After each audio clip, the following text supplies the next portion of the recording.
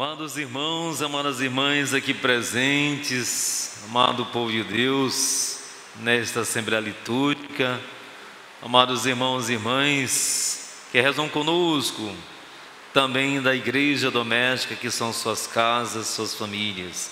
É domingo, é dia do Senhor, é dia de renovar a fé, a esperança, a força, a confiança em Deus. Daí nós temos que já começar otimistas. Nós temos que confiar já com aquela confiança de que esse primeiro dia da semana nos ajudará a viver todo o restante da semana na força que vem de Deus. E eu disse, estou repetindo todo domingo, nós temos que ser os primeiros a acreditar naquilo que nós estamos buscando. Passou uma semana de luta, graças a Deus, porque também as experiências de sofrimento, de dor que nós passamos são ruins mesmo, mas também nos ajudam a crescer. Nós também crescemos, nós não crescemos só com as coisas boas, não, nós também crescemos em cima das dificuldades da vida, né? É doloroso, mas a gente vai sempre lembrar que aquela experiência me ajudará a passar e vivenciar outras experiências da vida. Nós já temos explicado que a vida é assim mesmo. Nós superamos uma situação e daqui a pouco se apresenta uma outra. Mas só que tem um diferencial, porque agora nós já temos a experiência, né? A gente sabe que confiando em Deus, buscando a Ele, no poder e na força da oração, nós seremos vencedores. E esse dia, por isso, domingo, nós costumamos participar da Santa Missa, para que a gente possa ganhar essa força, essa convicção, essa confiança, e assim nós possamos iniciar, não sozinhos, porque é muito difícil quando nós estamos mergulhados em uma crise, em uma dificuldade, a gente começar sozinho, é difícil.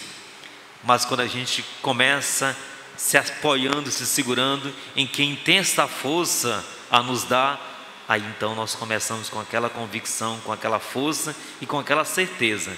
Não será fácil, mas em Deus haverei de vencer. Então comecemos assim, amados, com essa confiança, essa empolgação, esse otimismo, com essa certeza de que nós não estamos sozinhos. É o dia do Senhor e Ele se apresenta, Ele fala a nós nesta manhã de domingo, nesta casa da Mãe das Graças. Amados, amadas, vamos dar uma olhadinha na nossa liturgia, porque a nossa liturgia desse domingo é uma liturgia belíssima.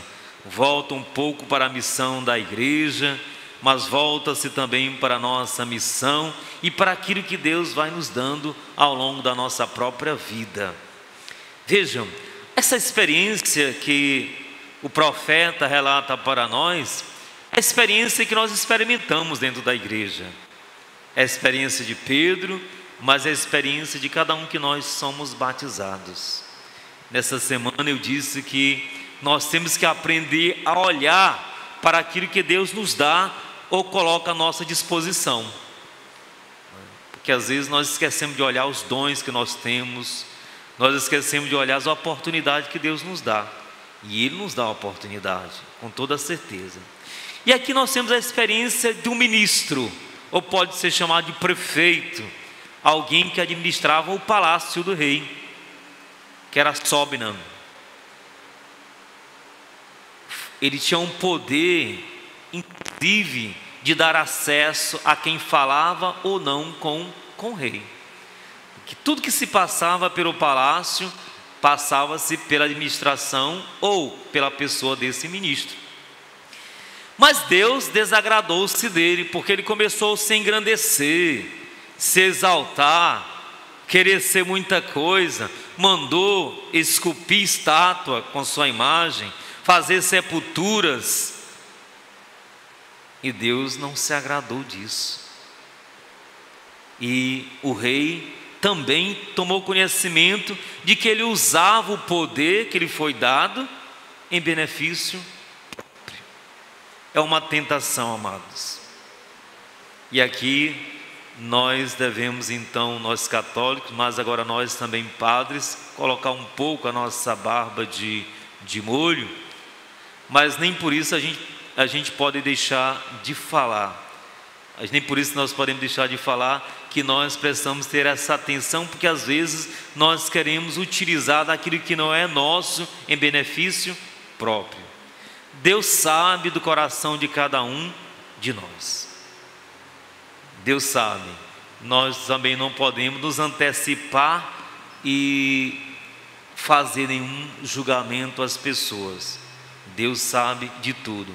Mas o fato que a experiência, vocês sabem do que eu estou falando, mas a experiência do que acontece com os outros tem que também me colocar em alerta. Eu não sou isento a nada. Todos nós, o ser humano ele está propenso a fazer o bem, mas também fazer o mal. As facilidades da vida nos tentam a utilizar os meios, as facilidades em benefício próprio. Nós somos tentados a isso, não é? E foi o que aconteceu com esse ministro, com Sobna. Começou a utilizar os benefícios que ele tinha acesso com facilidade em benefício próprio. E o rei tomou conhecimento e então resolveu tirá-lo do seu cargo. E é interessante porque mais na frente a leitura fala como isso era doloroso, porque era de maneira pública. Tomava-se a faixa, o cinto e colocava naquele que foi escolhido no lugar dele. E o mais importante era a chave, que não se entregava na mão, mas se pendurava no pescoço ou nas costas, para mostrar o poder que a pessoa tinha de ligar e desligar as situações. No caso aqui desse ministro, era dar acesso às pessoas ao palácio e também ao rei. É claro que isso já é uma alusão ao papel e à missão de Pedro. Mas também a missão de cada um de nós, nos perguntar, eu como padre, vocês também como consagrados pelo batismo, como pai, mãe de família, no meu trabalho, como é que eu exerço aquilo que me é confiado? Porque não pensa, quando você é pai e é mãe, lhe é entregue também as chaves. Lhe é também entregue as chaves do cuidado da vida, do zelo de uma família. Quando você trabalha numa empresa, também lhe é confiado poder, dinheiro, responsabilidade. Dentro da igreja também nos é dado o poder de administrar aquilo que é do bem coletivo de todo mundo. Então nós devemos nos perguntar, como eu administro tudo isso? Como é que eu faço? Depois, amados, nós temos aqui o Santo Evangelho. Esse Evangelho é muito importante para nós, por uma questão institucional. Porque quando eu falo de questão de institucional, é porque esse Evangelho fala para nós do fundamento, instituição da Igreja Católica. É muito interessante porque são os 3 evangelhos sinóticos que falam desse mesmo texto, não é? No Evangelho de Mateus, no capítulo 16, nós encontramos também no Evangelho de Marcos, no capítulo 8, e também Lucas, se não estou enganado, no capítulo 9, falam dessa situação ou dessa conversa de Jesus com os discípulos no povoado chamado Cesareia de Filipe. Ora, Jesus havia começado o seu ministério e é verdade também, à medida que ele ia desenvolvendo o seu ministério, tinham muitos conflitos com os escribas, tinha conflito com os doutores da lei, os anciãos, tinham muito conflito. E nós vimos que mais ou menos aí no Evangelho de Mateus está na metade do Evangelho, quando os apóstolos já tinham uma convivência com o Senhor, discípulos, quando o Senhor queria lhes enviar em missão, Jesus precisou perguntar para eles quem eles imaginavam ser ele, mas quem o povo imaginava ser Jesus Cristo. Por isso, os discípulos já tinham uma convivência com o Senhor, já tinham ido à missão com o Senhor. Agora era importante perguntar o que o povo e os discípulos achavam dele.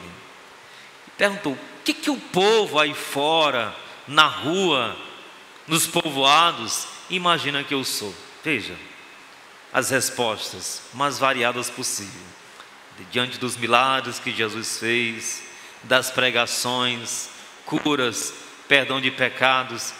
Alguns acham que é Elias, outro que é Jeremias, ou algum dos profetas.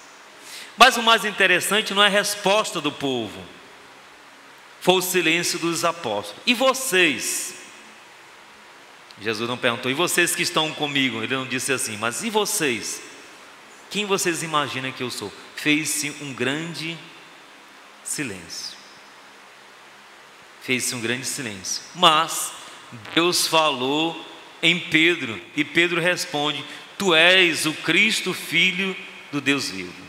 Quem tiver a Bíblia, podemos abrir, para a gente poder falar um pouquinho de algumas referências que são bem interessantes para nós. Então Pedro naquele momento responde que ele era o Cristo, Filho do Deus vivo. Amados, a pergunta que nós poderíamos fazer, e para nós que estamos aqui, aqueles que estão nos acompanhando em casa, quem é Jesus para nós? Quem é Jesus na minha vida? Qual a experiência que eu tenho de Jesus, depois de tantos anos na igreja, de ser batizado, muitos de nós ser crismado, muitos de nós sermos casados? O que Jesus representa na minha vida? Embora os profetas fossem importantes, mas os profetas, ninguém salvou ninguém, eram simplesmente homens. Embora João Batista fosse importante, mas João Batista só teve o papel de preparar os caminhos. Só quem teve o papel de salvar a humanidade foi Jesus Cristo. Daí Jesus não pode ser comparado a profeta, ou seja lá quem for. Jesus tem que ser reconhecido como aquilo que ele é. Mas independentemente daquilo que nos foi dado na catequese, que nós aprendemos na catequese ou em casa, mas eu cresci e eu tenho experimentado Deus na minha vida, e eu me pergunto: quem é Jesus para eu? O que Jesus representa na minha vida? Quem é Jesus? A gente precisa fazer essa pergunta, porque com tanta facilidade hoje, amados irmãos, as pessoas abandonam a sua fé. Eu não digo que é abandonar a igreja, eu digo que é abandonar a Jesus. Por quê? Porque a igreja não é minha, a igreja é de Jesus. Mas padre, eu saí da igreja para ir para uma outra igreja. Mas é interessante a gente se perguntar a respeito disso. Aonde ficou os sacramentos? Aonde ficou a palavra que muitas das vezes ao final disse amém? Manda a palavra. Onde ficou a comunhão recebida? Onde ficou? Quer dizer, com tanta facilidade a gente troca de igreja, ou sai da igreja, e a gente se pergunta: meu Deus, tudo isso que eu recebi ao longo da minha caminhada ficou aonde mesmo? E pior quando a gente encontra alguém que diz assim: padre, porque agora eu encontrei Jesus. Meu Deus, e esses anos todos estava se encontrando o quê? Estava encontrando o quê? Depois eu queria dar uma palavra rápida sobre o papel de Pedro. Quando Jesus disse que ele é Pedro, e sobre essa pedra edificarei a minha igreja. É claro que a pedra da igreja, a rocha, na verdade, da igreja, não é Pedro. A rocha da igreja é o próprio Jesus. O fundamento da igreja não é Pedro, o fundamento da igreja é Jesus, ele que é o cabeça. Agora, é verdade que Pedro tem a responsabilidade de ser esse elo de comunhão e unidade na igreja. E aqui nós temos uma coisa bonita dentro da Igreja Católica, essa comunhão, amados. A Igreja Católica é a mesma. A Igreja Católica é a mesma depois de 2000 anos atrás. Depois de mais de 2000 anos, a Igreja continua a mesma. Isso porque tem alguém que é o primeiro entre os primeiros, que é o Papa, que zela por essa unidade. Imagine, amados irmãos, que ao longo desses anos, quanto se quis que se mexesse nos dogmas, na doutrina da Igreja Católica. E certamente se a igreja tivesse feito isso, a igreja não seria mais a mesma.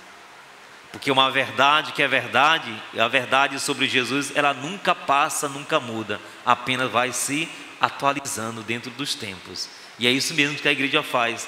A igreja não muda aquilo que ela é em termos de doutrina, mas se adapta aos tempos, às culturas e às situações. Mas a igreja permanece a mesma. E o papel do Papa é de zelar por isso. Mais do que qualquer outra coisa, o Papa zela pela fé da igreja. E para encerrar, amados irmãos e irmãs, para dizer que nós católicos deveríamos nos relacionar com a igreja como sendo membro, não como alguém que se serve da igreja e depois deixa para trás. Alguns se relacionam com a igreja como se fosse ao supermercado. Eu vou no supermercado, coloco tudo que eu preciso na cestinha, já enchi, já paguei e vou embora. Eu só volto quando eu preciso de novo. Muitos de nós nos relacionamos dessa maneira. Eu venho, recebo o sacramento, eu paguei, então está tudo pago, está resolvido, então eu não volto mais. Então por isso a igreja vive essa tensão que nós vivemos, de uma igreja às vezes em certos conflitos, mas a comunhão nunca quebrada em certos conflitos, porque nós não tomamos consciência da importância de quem é Jesus na minha vida. Porque se eu conhecer Jesus de verdade, jamais eu vou abandoná-lo. Jamais. Vou entender que eu não estou ali pelo padre, não vou estar lá por ninguém, mas vou estar lá por causa de Jesus. Ninguém, nada vai me abandonar ou me tirar de Jesus, porque Ele é o sentido e razão da minha caminhada. E se Ele é sentido da minha caminhada, da minha vida, eu jamais vou abandoná-lo por motivo ou razão nenhum. Pois que compreendamos isso, ajudemos ao Papa a fazer o seu papel de ligar céu e terra, porque é um dos papéis do padre, do Papa, é de não deixar que o céu ou que a terra seja desligado um do outro. Esse poder foi dado pelo próprio Jesus. E tu és Pedro, e sobre esta pedra construirei a minha igreja, e o poder do inferno nunca poderá vencer. É verdade. Quantas situações a igreja já não passou, passa e ainda vai passar, mas o inferno jamais poderá vencer. O católico, amados, para encerrar, que é católico, quando a igreja sofre com ela. Em vez de eu falar isso ou aquilo, eu vou rezar.